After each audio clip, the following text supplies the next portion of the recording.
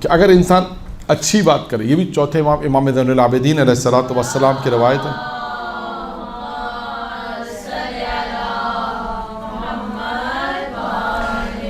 یعنی اس کو یوں موضوع بناتے ہیں ہم کہ اچھا کلام، اچھی گفتگو کرنے کے فوائد.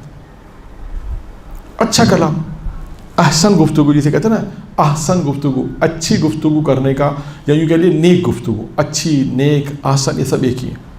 تو اس کے کیا فائدے ہیں؟ 5 فائدے بیان کیے ہیں کس نے؟ چوتھے امام.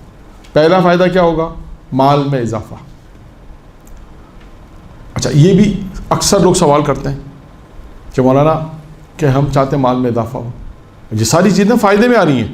یعنی اگر امام کہتے ہیں کہ اگر تم اچھی گفتگو کرو گے تو دیکھو دنیا میں تمہیں کیا فائدہ ملے گا. اور یہ سارے وہ فائدے ہیں جو ہر مومن چاہتا ہے. اچھا، کوئی مومن چاہتا ہے کہ مال میں اضافہ نہ ہو؟ ہر چاہتا ہے.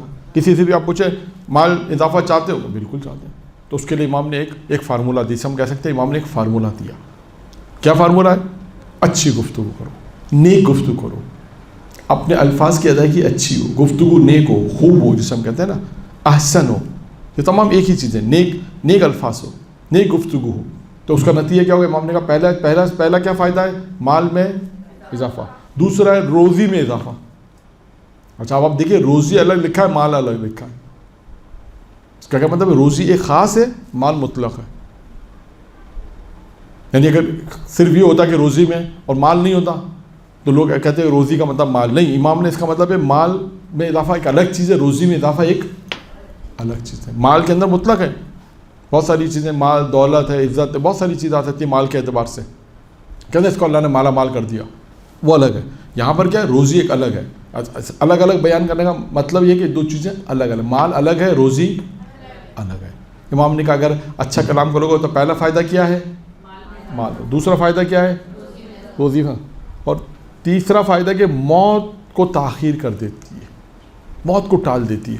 یعنی اگر اچھی گفتگو کا ایک فائدہ ہے کہ موت کو تاخیر کر دیتی ہے. کسی کی موت اگر مطلب 10 سال بعد آنی ہے، 5 سال بعد آنی ہے، بس 5 سال پتہ ہے اس کی موت آنی ہے، 1 سال بعد آنی ہے، اور قریب کرنے 1 سال بعد، تو ہو سکتا ہے 1 مہینے بعد اور قریب کرنے.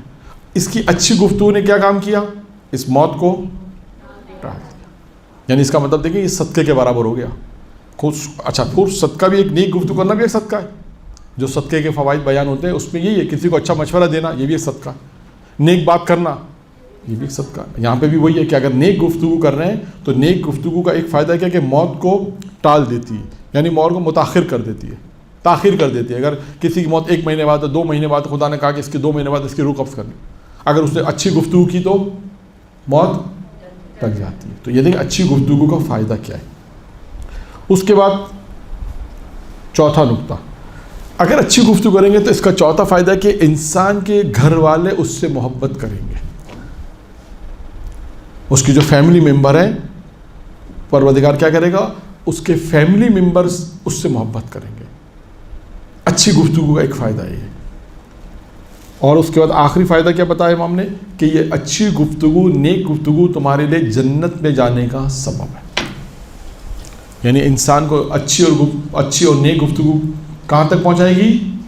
جنت میں پہنچائے گی. تو یہ 5 فوائد ہیں چوتھے امام کی روایت میں، کہ جس نے امام نے فرمایا کہ اگر اچھی گفتگو کرو گے، احسن گفتگو کرو گے، نیک گفتگو کرو گے تو پروردگار عالم کی طرف سے 5 فائدے آپ کو ملیں گے.